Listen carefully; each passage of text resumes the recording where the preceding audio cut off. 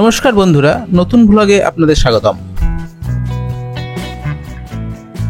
Rock গার্ডেনের যে ঝর্ণার যে উৎস একদম সেই মুখে চলে এসছে, মানে হঠাৎ করে এটা দেখো এখানে থেকে ঝর্ণা পড়ে, আকাশ থেকে নয়। হ্যাঁ, আমার সাথে আর কি মারো, এই রক গার্ডেনের সাথে নয়। এই মুহূর্তে এখানে মোটামুটি 14 থেকে 15 ডিগ্রি টেম্পারেচার সন্ধ্যাবেলায়। এই ট্যুরের আয়োজন করেছিলাম মূলত 2 রাত্রি 3 দিনের জন্য।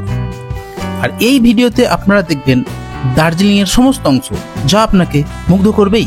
যেমন দার্জিলিং এর মেল, মহাকাল মন্দির, হোপ Glenary, HMI zoo, Japanese temple, Peace Pagoda, Tiger Hill, adventurous Rock Garden, Batasia Loop, Lepcha Jagat, Nepal border, Mirik Lake, Tingling view point, Gopaldhara tea estate এবং আরও কত কি। তবে আর দেরি কেন, আপনার পছন্দের ট্যুর বেছে নিয়ে আজই ফোন করুন MK ট্যুর অ্যান্ড ট্রাভেলের 8371986308 অথবা 9749081732 এই নম্বরে। কথা দিচ্ছি, হতাশ হবেন না।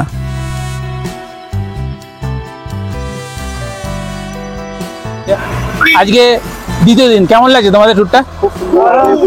পুরো ট্যুরটা তোমরা কেমন হবে এনজয় করছো এই মুহূর্তে? দারুণ না? তাহলে MK tour and travel hip heap.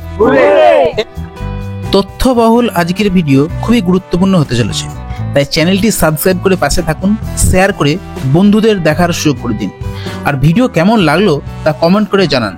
এছাড়াও ট্যুর সম্পর্কিত যে কোনো ধরনের প্রশ্ন আপনারা কমেন্টের মাধ্যমে করতে পারেন, আমি নিশ্চয়ই আপনাদের প্রশ্নের উত্তর সরাসরি দিয়ে জানাবো। সুতরাং ভিডিওটি স্কিপ না করে শেষ পর্যন্ত দেখুন। এই মুহূর্তে রয়েছি মেমারি স্টেশনে। পরিচয় পর্ব সেরে আমরা যাব বর্ধমান স্টেশনে, আর ওখানেই আসবে আমাদের রাত্রি 11:33 দার্জিলিং মেল। চলমান সিঁড়ি দিয়ে আমরা যাব 1 নম্বর প্ল্যাটফর্মে, কারণ দার্জিলিং মেল সাধারণত 1 নম্বর প্ল্যাটফর্ম থেকেই ছাড়ে। 1 নম্বর প্ল্যাটফর্মে আসতে এই ট্রেনের দেখা মিলল।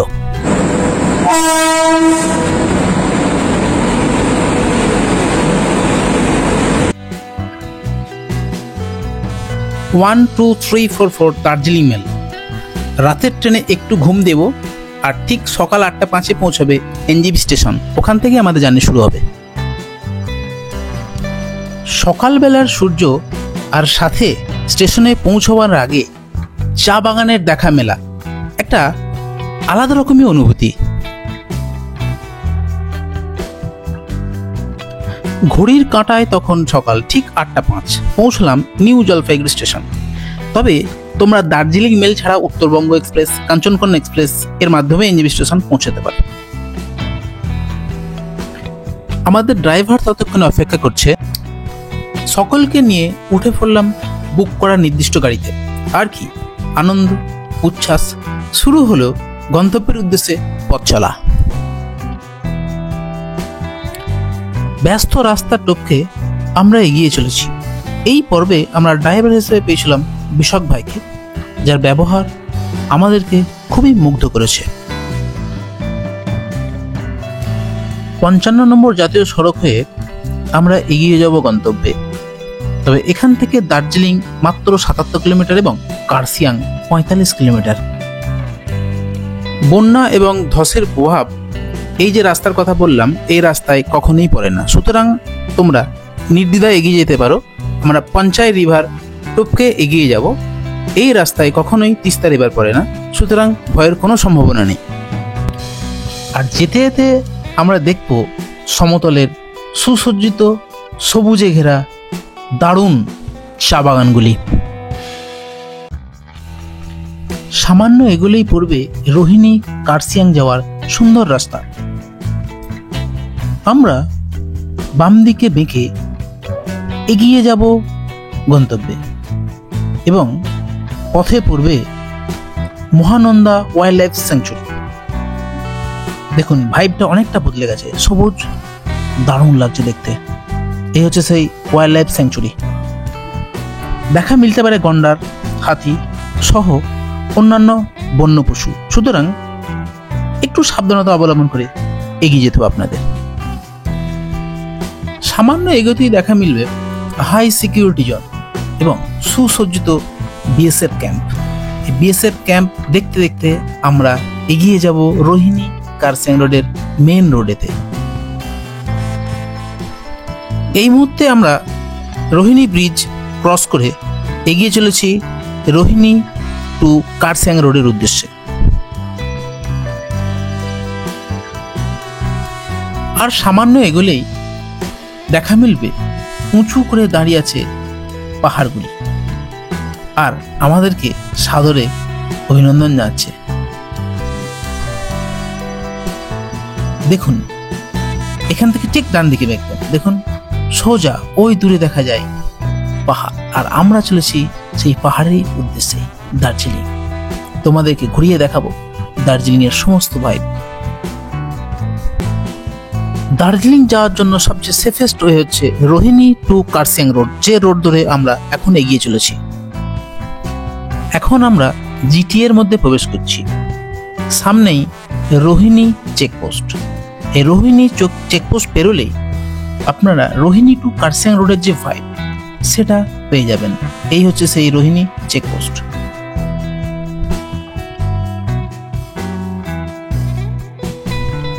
দার্জিলিং যাওয়ার যতগুলি রাস্তা আছে তার মধ্যে রোহিণী কারসিয়াং যাওয়ার যে রাস্তা, তার যে ভাইব, সেই ভাইব আপনাকে মুগ্ধ করবেই, গ্যারান্টি। সমতলের রাস্তার টপকে কখন যে আমরা প্রায় 3000 ফুট উচ্চতায় চলে এসেছি ভাবতেই পাচ্ছি না। রাস্তার ভাইব ততটা পাল্টে গেছে। দেখুন কি সুন্দর লাগছে দৃশ্যটা।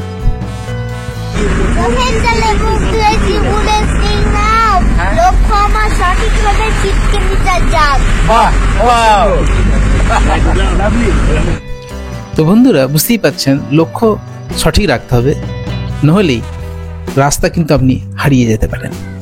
এই হচ্ছে সেই রোহিণী টু কারসিয়াং রোড। দেখতে দেখতে আমরা বেশ উঁচুতে উঠে গেছি, আর উঁচু থেকে নিচুর পাহাড়গুলো দেখতে অসাধারণ লাগে, তাই না? এতক্ষণে দেখা মিলেছে কারসিয়াং মোবাইল টাওয়ার। ওই দূরে দেখা যায়, ওই যে দূরে, ওটি হচ্ছে Kurseong mobile tower. Mobile tower দেখতে দেখতে আমরা পৌঁছে যাব কারসিয়াং শহরের মধ্যে। উচ্চতা 4864 ফুট, আর শুরু হয়ে যাবে শহুরে ব্যস্ততা এবং ভিড়। দেখুন সেই ভিডিও। দার্জিলিং পৌঁছতে আর সামান্য দেরি, তবে হাতে সময় থাকলে দেখে নেওয়া যেতে পারে বাতাসিয়া লুপ। আর রাস্তায় পড়বে ঘুম রেলওয়ে স্টেশন, যার উচ্চতা 7407 ফুট, যা হাইয়েস্ট হিল রেল স্টেশন নামে পরিচিত। তবে তার আগে ছোট্ট একটা মনেস্ট্রি টপকে, সেটি আমরা এই মুহূর্তে চলেছি পাইন ফরেস্ট টপকে ঘুম রেলওয়ে স্টেশনের পাশ দিয়ে। আমরা এখন যাব বাতাসিয়া লুপ এবং দেখে নেব সেখানকার দৃশ্য। তো চলুন দেখে নেওয়া যাক। পৌঁছে গেছি বাতাসিয়া লুপের টিকিট কাউন্টার। টিকিট মাত্র 50 টাকা। 50 টাকা টিকিট কাটুন আর ভিতরে গিয়ে বাতাসিয়া লুপকে উপলব্ধি করুন সামনে থেকে। এটি হচ্ছে দার্জিলিং এবং ঘুম স্টেশনের ঠিক মাঝে অবস্থিত লুপ স্টেশন। তো চলো তোমাদেরকে এক্সপ্লোর করে দেখায় এখান থেকে ঠিক কেমন লাগে ভাইবটা।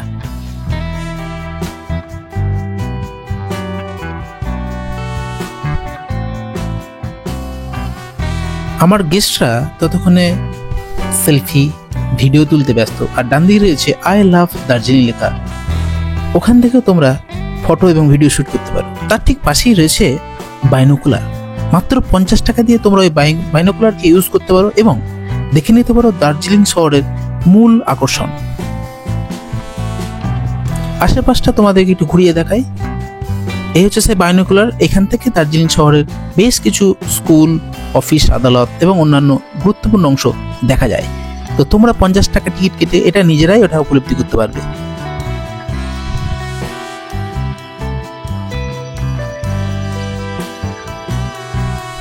বাতাসিয়া লুপ থেকে বেরোবার আগে চলছে প্রথম দিনের প্রথম অংশের ভিডিও শুটের পর্ব। তবে বাতাসিয়া লুপে আসবেন আর টয় ট্রেন দেখবেন না, তা আবার হয় নাকি? তো চলুন বাতাসিয়া লুপ থেকে টয় ট্রেনকে ঠিক কেমন দেখতে লাগে একটু বেরিয়ে তোমাদেরকে দেখাচ্ছি। দেখো।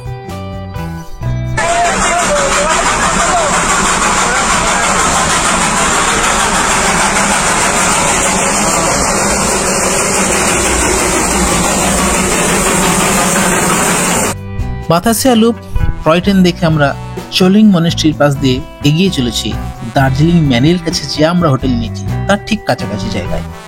আমরা যাব ঠিক জিটিএ অ্যাডমিনিস্ট্রেশন যেটা আছে তার ঠিক সামনে। পৌঁছে গেলাম দার্জিলিং। সকলে আস্তে আস্তে ছোট ছোট পায়ে পুচকেদেরকে নিয়ে আমরা এগিয়ে চলেছি নির্দিষ্ট বুক করা হোটেলে। তো চলো দেখাই আই লাভ দার্জিলিং। পৌঁছলাম দার্জিলিং। Welcome to Darjeeling. দার্জিলিং মেলের দুপুরের ভাইব যখন আমরা হোটেলের দিকে এগিয়ে চলছি সেই মুহূর্তের অবস্থাটা। এছাড়াও বিকেল এবং সন্ধ্যের ভাইব তোমাদেরকে দেখাবো, দেখতে থাকো সেই ভিডিও। হোটেলে পৌঁছেই হোটেলের যে রুম, সেই হোটেলের রুমের বাইরেই দেখো তোমাদের কাঞ্চনজঙ্ঘা ভিউ রুম। বাইরের পরিবেশটা একবার দেখো কি সুন্দর লাগছে। দুপুরের খাবার খেয়ে একটু রেস্ট নিয়ে আমরা বেরিয়ে পড়লাম আবার মেলের উদ্দেশ্যে। এবং মেল যেতে যেতে মেলের যে রাস্তা, সেই পুরো রাস্তাটা তোমাদেরকে দেখাবো। সাথে থাকবে বিভিন্ন রকমের ফুড স্টল, অর্থাৎ রোড সাইডের ধারে যে ফুড স্টল সেগুলো দেখতে থাকো।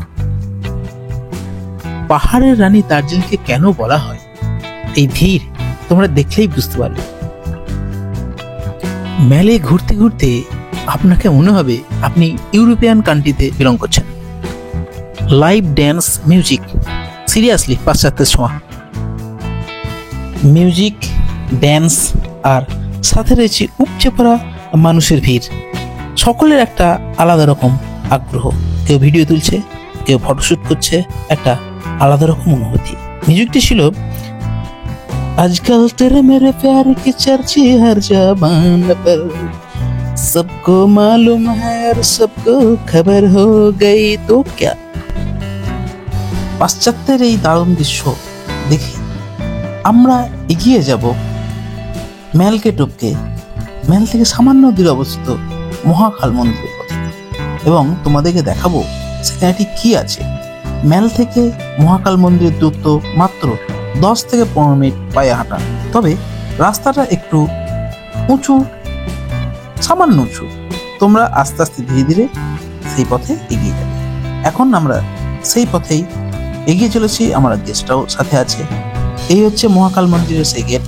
আস্তে আস্তে আমরা এগিয়ে যাবো উপরের দিকে। তাড়াহুড়ো করবেন না, কারণ বেশ উঁচু, শ্বাসকষ্ট হতে পারে, সমস্যা হতে পারে, তাই ধীরে ধীরে এগিয়ে চলাই ভালো। বেশ কিছুক্ষণ হাঁটতে হাঁটতে আমরা মহাকাল মন্দিরের একদম সামনে চলে এসেছি। আর ঠিক পাশেই রয়েছে ডান দিকে মাথা উঁচু করে দাঁড়িয়ে বিশাল সাইজের পাইন ফরেস্ট। দেখুন কি অসাধারণ দৃশ্য।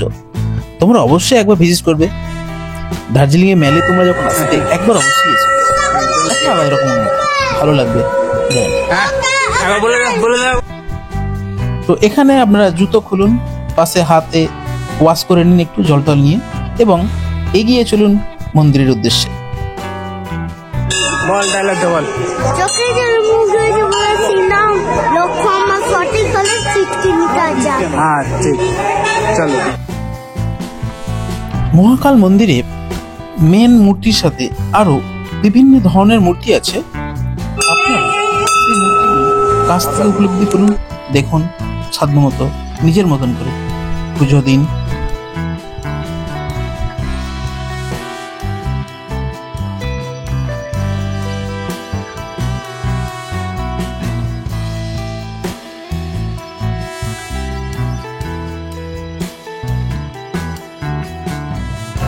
রয়েছি মহাকাল মন্দিরের মূল মূর্তির সামনে। এই হচ্ছে সেই মহাকাল মন্দিরের মূল মূর্তি।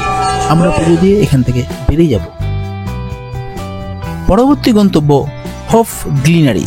সেখানকার মিস্টিরিয়াস পরিবেশ তোমাদেরকে তুলে ধরব। তবে তার আগে সন্ধ্যেবেলার যে মেলের দৃশ্য সেটাও তোমাদেরকে দেখাবো। দেখো কত সুন্দর লাগে মেলের সন্ধ্যাবেলার দৃশ্য। এই সেই মেলের সন্ধ্যাবেলার দৃশ্য যখন আলো ফুটেছে চারিদিক, দেখুন কি সুন্দর লাগছে, দারুণ লাগছে। What a view. মে মাসের 4 তারিখ আমি এখন রয়েছি দার্জিলিং এর মেলেতে। বাড়িতে তখন 40 থেকে 42 ডিগ্রি টেম্পারেচার। এখন সোয়েটার পরে এখানে জ্যাকেট পরে ঘুরে বেড়াতে হচ্ছে। দেখুন কি পরিমাণে ভিড় মানুষের, একটা দারুণ ঠান্ডা। এই মুহূর্তে এখানে মোটামুটি 14 থেকে 15 ডিগ্রি টেম্পারেচার সন্ধ্যাবেলায়। মেল থেকে হপ গ্লিনারি ডিস্টেন্স পায়ে হেঁটে মাত্র 1 থেকে 1.5 মিনিট। চলো সেখানে গিয়ে দেখাই তোমাদের। হপ গ্লিনারি, তার সামনে আবার একবার এসে গেছি। চলো তোমাদেরকে দেখাই। এই যে চলো দাঁড়া, সামনে থেকে দেখা।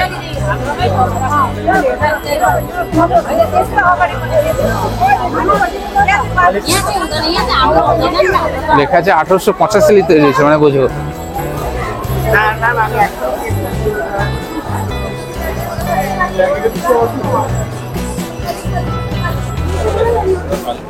এই যে হোপ গ্লিনারি।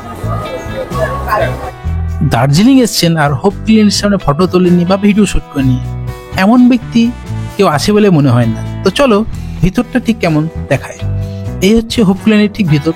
ঢুকলেই একটা আলাদা রকম ফিলিংস, অর্থাৎ এক দাদা বললেন যে ঠিক নস্টালজিক ফিলিংস, সত্যিই তাই।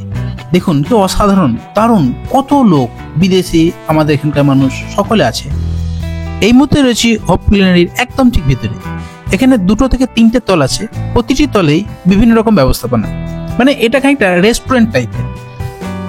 এখানে গান চলছে, ডিজে চলছে, এবং উল্টো দিকে ঠিক আমরা যারা ওখানে এনজয় করতে যাবো তারা ঠিক বসে বিভিন্ন ধরনের পানীয় বা চা বা বিভিন্ন ধরনের খাবার আমরা এখান থেকে নিতে পারি। তবে খুব একটা সস্তা নয়, কিন্তু পরিবেশটা এত সুন্দর যে এখান থেকে ছেড়ে তোমরা অন্যত্র যেতেই পারবে না।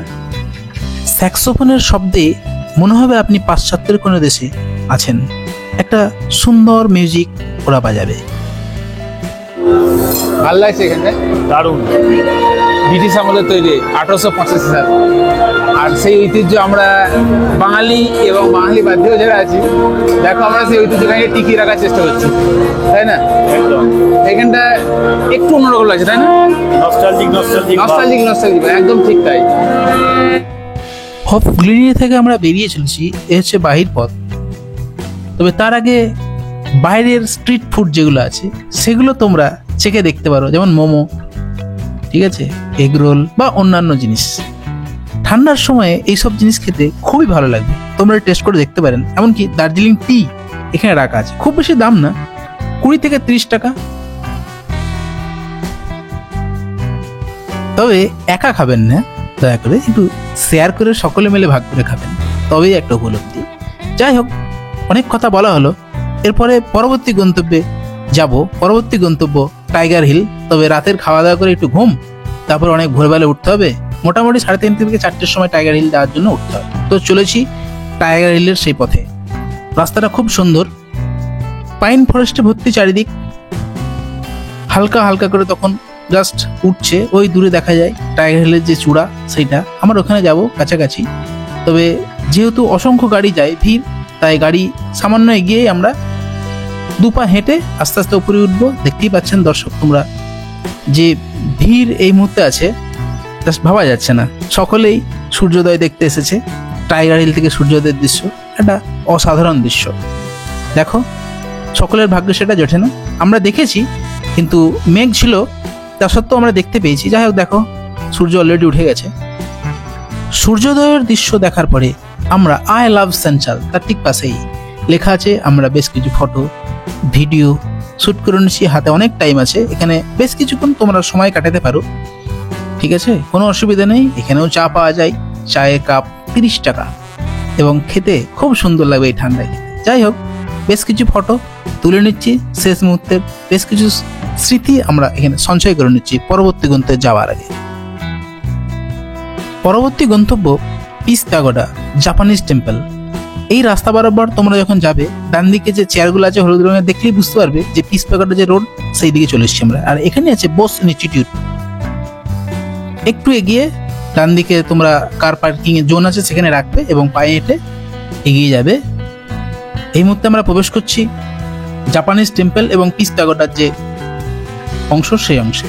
দেখো তোমরা, এই যে এটি হচ্ছে জাপানিজ টেম্পল, বহু পুরাতন, এবং ডান দিকে এটি আছে পিস প্যাগোডা। এখানে বুদ্ধ আছে, বুদ্ধের মূর্তি আছে। আমরা সকলে ওখানে আস্তে আস্তে যাব। তোমরা পারলে একদম শেষ মাথা পর্যন্ত, উপর পর্যন্ত উঠতে পারবে, কোনো অসুবিধা নেই। ফটোশুট করো, ভিডিও শুট করো এবং ফিরে এসো। পরবর্তী গন্তব্য রক গার্ডেন, একটা অ্যাডভেঞ্চারাস রাস্তা এবং গার্ডেনটাও দারুণ।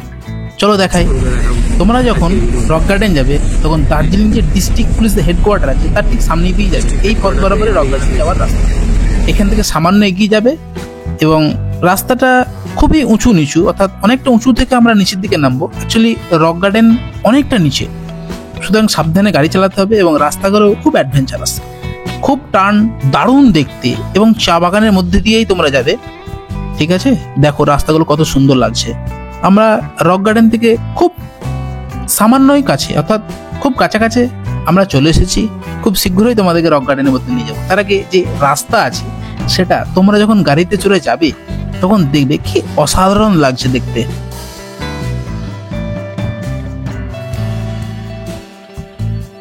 আমরা এখন রক গার্ডেনে যাচ্ছি। রক গার্ডেনে যে রোডটা আছে আঁকা বাঁকা এবং অনেকটা নিচু, কেমন লাগছে তোমাদের?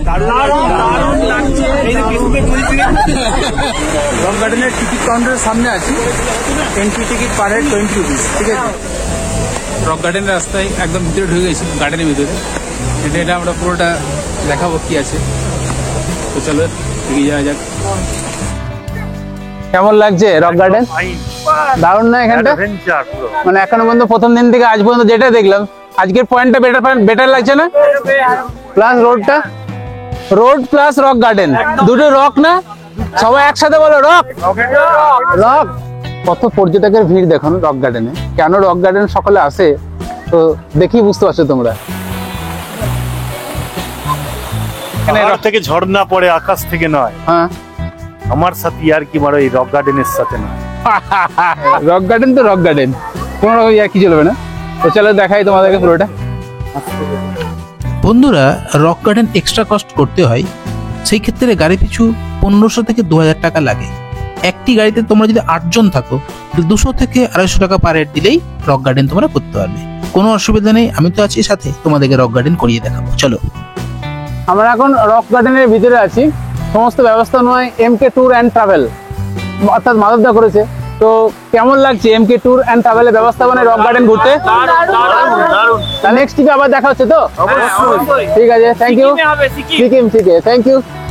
রক গার্ডেনের যে ঝর্ণার যে উৎস, একদম সেই মুখে চলে এসছে, মানে হচ্ছে একটা দেখো এই যে উৎস, এখান থেকে জলটা নামছে। এর উপরে আরো উৎস আছে, কিন্তু মোটামুটি এই পর্যন্ত আমরা উঠতে পারবো। তারপরে আর রিস্ক নেওয়ার কোনো প্রয়োজন নেই। তো সুতরাং এইখানে যে ঝর্ণার জলটা পড়ছে এটাই যথেষ্ট। দেখো কি সুন্দর ভিউটা, দারুণ লাগছে না? দেখো, এতক্ষণে নিশ্চিত আমার ভিডিও ভালো লেগে গেছে, তবে আর দেরি কেন? সাবস্ক্রাইব করে কমেন্টে লিখে দিন নাইস। দারুণ জায়গা, দারুণ জায়গা। পরবর্তী দিনে তোমরা যদি সিকিম, দার্জিলিং, হিমাচল, কাশ্মীর সহ ভারতবর্ষে বিভিন্ন অংশে ঘুরতে চাইলে সরাসরি ফোন করুন আমার নাম্বারে। আমি তোমাদেরকে ঘুরিয়ে দেখাবো, কথা দিলাম, হতাশ হবেন না। পরবর্তী গন্তব্যে তোমাদেরকে নিয়ে যাব HMI এবং জু দেখাবো, পরিষ্কার করে ঘুরিয়ে সমস্তটা দেখাবো। তার আগে বলে রাখি, তোমরা যারা দার্জিলিং আসবে অবশ্যই রক গার্ডেন ভিজিট করো, কারণ রক গার্ডেন একটা অন্যরকম।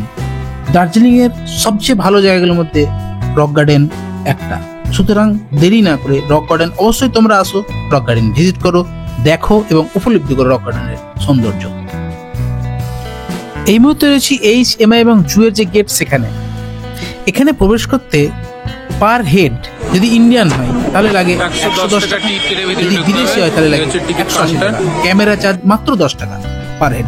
সুতরাং টিকিট কাটুন এবং প্রবেশ করুন নির্দিষ্ট জায়গায় HMI এবং জু। এখানে যখন আপনারা ঢুকবেন, ঢুকে সোজা বাঁদিক বরাবর যে রাস্তা আছে সেই বরাবর তোমরা যদি যাও তাহলে চিড়িয়াখানা অর্থাৎ জু তোমরা দেখতে পাবে এবং বাঁদিকে তাকালে দেখা হয়ে গেছে। প্রতিটি খোপেই দেখবেন বিভিন্ন ধরনের জন্তু। আমরা যাচ্ছি এই পাশে। তো দেখতে থাকো, তোমাদেরকে কি কি জন্তু তোমাদেরকে দেখায়। এই সেই হরিণ, 2 শিং বিশিষ্ট হরিণ, এও এক ধরনের জীবজন্তু। তোমরা দেখো এই যে খোপ, এই খোপগুলো থেকে এদিকে ইনস্টিটিউট আমরা যাচ্ছি না, পরে দেখাবো। এদিকে আপাতত জুয়ের দিকে যাই। এখান থেকে আমরা যদি এই মুহূর্তে এখান থেকে জুয়ের রোড ডান দিকে চলে যাই তাহলে ডান দিকে এই যে টাইগার, অপশনগুলো দেখাচ্ছি, লিওপার্ড বা এই যে তোমাদেরকে আমরা ডান দিকে বরাবর যাবো। করা থাকে সেই বরাবর Actually ওই একই টিকিটেই সমস্তটা যাওয়া যাবে। যে প্রথমে টিকিট- জুটা কভার করি, যে টিকিটের তারপর দেখাচ্ছি মূল্যতেই তোমরা সমস্ত বাকি অপশনগুলো দেখাবো তোমাদের। চলো, সুতরাং অসুবিধা নেই, চলো এগিয়ে। এই মুহূর্তে আমরা চলে এসেছি একদম লিওপার্ড, ইন্ডিয়ান যে লিওপার্ড আছে তার ঠিক সামনে।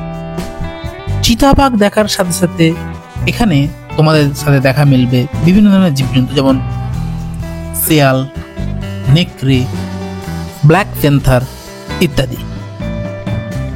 এই মুহূর্তে রয়েছে জঙ্গল বুক সিনেমা যে হয়েছিল তার ঠিক মডেলের সামনে। এখানে ভালু আছে, বাগিরা আছে, সবাই আছে, দেখো আর মজা নাও। আমাদেরও কিছুক্ষণের জন্য মজাটা নিতে ইচ্ছা করছিল। দেখুন কি লাগছে।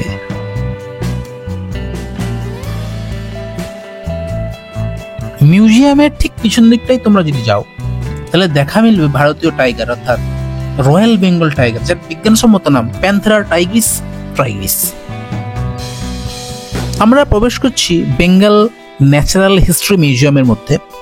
এখানে বিভিন্ন ধরনের জীবজন্তুদের মডেল কেমিক্যাল দিয়ে সংরক্ষণ করা আছে। মিউজিয়ামের ভিতর থেকে যেটুকুনি ভিডিও তোমাদের জন্য তুলে ধরছি সমস্তটাই এডুকেশনাল বা শিক্ষা পারপাসের জন্য। আমার বলার উদ্দেশ্য এটাই যে তোমরা এই মিউজিয়ামে আসো, সরাসরি দেখো, এই ভিডিও থেকে মোটামুটি একটা উপলব্ধি পাবে। বলার যে তোমরা এসো এবং দেখে যাও, কেননা এখানে ভিডিও তোলা সেভাবে নিষিদ্ধ। তা সত্ত্বেও আমরা কিছুটা চেষ্টা করছি তোমাদেরকে শিক্ষা পারপাসে কিছু দেখানোর জন্য, যাতে তোমাদের আগ্রহ বাড়ে এবং এসে দেখে যাও। দারুণ লাগবে দেখতে, এটা দারুণ ভিউ, দারুণ দারুণ দারুণ। এখনো যারা ভাবছেন কি করব না করব তাদেরকে বলি MK ট্যুর অ্যান্ড ট্রাভেল তোমাদের সাথে আছে। তাই দেরি না করে আপনার পরবর্তী গন্তব্য বুক করুন। রুম দিদি, রুম কেমন? রুম ভালো পেয়েছো তো তোমরা? আর এদিকে জানলা খুলতে ভিউ আছে না? একবার দেখাও না। কুয়াশার জন্য দেখা যাচ্ছে না পুরো ভিউ জানলা খুলতে বাইরে, এটা ভালো হয়েছে তাই তো? মানে পরবর্তীকালে যারা গেস্ট আসবে তারা নির্দ্বিধায় আসবে, তাই? ঠিক তো, 100%। আর খাওয়া দাওয়া কেমন ছিল? খাওয়া দাওয়া ভালো, পারফেক্ট, তাই তো? ঠিক আছে। দর্শকদের উদ্দেশ্যে কি বার্তা, মানে পরবর্তীকালে যারা আসবে তারা কি রুম ঠিক আছে তো? আর খাওয়া দাওয়া, হোটেলে খাওয়া দাওয়া কেমন লেগেছে তোমার? খাওয়া দাওয়া ভালো ভালো, মানে সব ঠিক আছে তো মোটামুটি? ঠিক আছে, তাহলে আমরা সাইট সিন করি আজকে লাস্ট ডে। ঠিক আছে, চলো।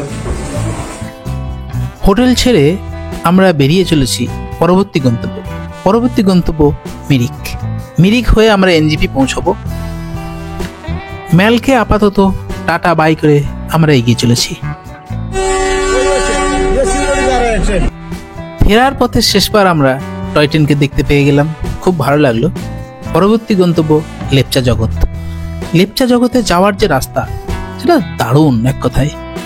এই রোডে তোমরা যখন ড্রাইভ করবে, বাইক ড্রাইভ হোক বা কার ড্রাইভিং হোক, তোমরা চারিদিকটা লক্ষ্য করে দেখবে যে চারিদিকেই মেঘে ঢাকা বা কুয়াশায় ভর্তি। দেখতে এত সুন্দর লাগবে, কেননা চারিদিকে পাইন ফরেস্টগুলি আছে। এই পাইন ফরেস্টগুলিতে দেখতে একটা অসাধারণ লাগে। তোমরা দেখো, ভাইবটা দেখো কত সুন্দর। যেতে যেতে রাস্তার বাঁদিক বরাবর গাড়ি রাখো আর ঢুকে পড়ো মাত্র 20 টাকার টিকিট দিয়ে লেপচা জগতের ভিতরে। লেপচা জগতের পাইন ফরেস্টের ভিতরে তোমরা যখন ঢুকে যদি একটু উপরের দিকে তাকাও তাহলে একটা অন্যরকম ফিলিংস তোমাদের মধ্যে তৈরি হবে। কেননা পাইন ফরেস্টের এই যে গাছগুলো আছে না, সেগুলো 100 থেকে 150 ফুটেরও বেশি লম্বা, উঁচু এবং মাথা উঁচু করে দাঁড়িয়ে আছে। আর মেঘ কুয়াশা যখন এর মধ্যে প্রবেশ করবে তার ভাইবটাই তো আলাদা। তোমরা দেখো ভিডিওতে তার প্রমাণ, কি সুন্দর লাগছে, দারুণ লাগছে। What a view. পরবর্তী গন্তব্য গোপালধারা টি এস্টেট। তবে তার আগে তোমাদের কিছু বলার আছে। তোমরা চাইলে 2 রাত্রি 3 দিনের দার্জিলিং প্যাকেজ ছাড়াও কাস্টমাইজ ট্যুর করতে পারো, মানে দার্জিলিং অফবিট ট্যুর 4 রাত্রি 5 দিনের। আর আমার সাথে ট্যুর করলে তোমাদের এই ট্যুরের যে ভিডিও তা লাইফ টাইমের জন্য থেকে যাবে আমার এই মাধব কর্মকারের ইউটিউব চ্যানেলে, এবং পরবর্তী দিনে তোমরা যেখান থেকে খুশি সেই ভিডিও দেখতে পাবে এবং স্মৃতিকে রোমন্থন করতে পারবে। তো চলো ভিডিও দেখতে থাকো। এই মুহূর্তে আমরা পৌঁছে গেছি গোপালধারা টি এস্টেটের একদম সামনে। দেখুন চা বাগানটা কত সুন্দর লাগছে দেখতে। গোপালধারা টি এস্টেটে আছি। চা বাগানটা এতটাই সুন্দর, তোমরা দেখো কি সুন্দর লাগছে। দেখো একদম নিচু থেকে আস্তে আস্তে আস্তে উপরে গিয়ে ঢালু হয়ে গেছে। কেমন লাগছে চা বাগানটা তোমাদের? ভালো, সুন্দর লাগছে। যেহেতু Gopaldhara tea estate government property, সুতরাং জোর করে তোমরা প্রবেশ করবে না। আশেপাশে জিজ্ঞাসা করবে, তারপরেই তোমরা প্রবেশ করবে। প্রয়োজনে ফটো ভিডিও তোমরা তুলতে পারো। আশেপাশে মানুষের কাছে ফটো এবং ভিডিও তোলার জন্য যে চা বাগানের ড্রেস হয় সেটিও অ্যাভেলেবেল আছে এখানে। তোমরা সেটা নিয়ে ফটো বা ভিডিও শ্যুট করতে পারো। দেখো আমাদের গেস্টরা এখানে যে চা বাগানের যে ড্রেস সেটা পরে ছবি তুলছে। খুব বেশি খরচা না, 50 থেকে 100 টাকা পার হেড নেয়। গোপালধারা টি এস্টেট আমরা ক্রস করে পরবর্তী গন্তব্যের দিকে এগিয়ে চলেছি। তবে গোপালধারা না, যত টি বাগান বা চা বাগান এখানে যেতে দেখতে পাবে সবগুলি দেখার মতো। চলে এসেছি আমরা মিরিক লেক, একদম সামনে। মিরিক লেকের এই যে ব্রিজ, এখান থেকে মিরিক লেকটাকে অসাধারণ দেখতে লাগে। দেখুন কি সুন্দর লাগছে। তোমরা একটু পারলে বোটিং করে নিতে পারো, সেক্ষেত্রে এক্সট্রা প্রাইস তোমাদেরকে দিতে হবে। বা এই ধরনের যে নৌকা তোমরা দেখছো সেটা তো তোমরা চড়তে পারো। পরবর্তী গন্তব্য টিংলিং ভিউ পয়েন্ট। তবে তার আগে মিরিক লেকে আমরা বেশ কিছু ফটো এবং ভিডিও শুট করে নিচ্ছি। বন্ধুরা, তোমরা যারা দূর থেকে আমার এই ভিডিও দেখছো, অনুরোধ রইল চ্যানেলটি সাবস্ক্রাইব করে পাশে থাকার জন্য। দেখতে থাকুন ভিডিও। এই ট্যুরের প্যাকেজ ডিটেলস জানতে আপনারা অবশ্যই হোয়াটসঅ্যাপ করুন 8371986308 এই নম্বরে, বা অন্য কোনো রকম কোয়ারি থাকলে তোমরা মেসেজ করতে পারো।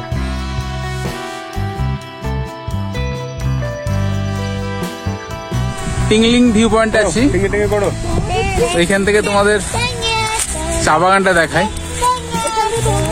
দেখো এই যে ইলেকট্রিকের টাওয়ার গুলো দেখছো, এগুলো দেখি বুঝতে পেরে যাবে তোমার টিংলিং ভিউ পয়েন্টে চলে এসছো। দেখো